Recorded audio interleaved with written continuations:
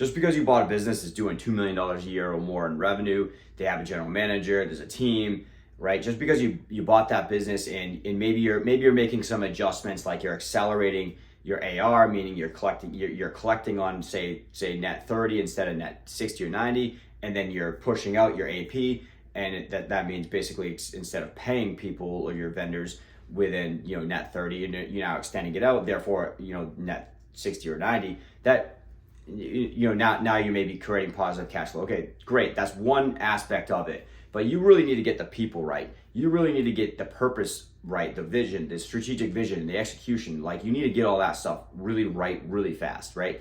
So I am not suggesting to go in there and make a whole lot of changes to the business. What I am suggesting is that you pick up this book so that you can really have a good framework, so that as you're paying attention to things over that first quarter, that first 2 quarters that you're really at the helm of this business, you really need to be just observing as much as you can. You need a framework for which to observe in. And when you get to a stage where you feel like, okay, I really got a good handle on how this company is running and everything, you need to really think about what separates real, like anybody who's a high performer at anything. You just bought a business. You need to figure out how you separate yourself as a high performer within your company, right?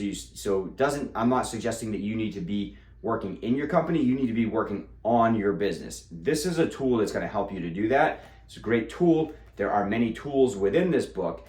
And then beyond that, what you really need to be thinking about is just like every single other high performer, what Olympic athlete do you know that doesn't have a coach? What professional athlete do you know that doesn't have a coach? What like high level business owner do you think that's out there that doesn't have a coach? They all have coaches, okay? They all do. So start with this though, read this book, get a good handle on what you need to be paying attention to as you start this journey of being a business owner. Listen, I've done this myself, right? So I have the thing here, right? So I know what it's like to buy a business. I know what it's like to go through that transition phase, right? It goes in stages. So you buy a business at that level, it's going to go through stages. Through stages. There's a lot of people. If you're buying a business at that level, it's probably got a decent amount of people on the team, right? So there's a lot of different personalities that need to be like understood there, right? And purpose needs to be properly aligned.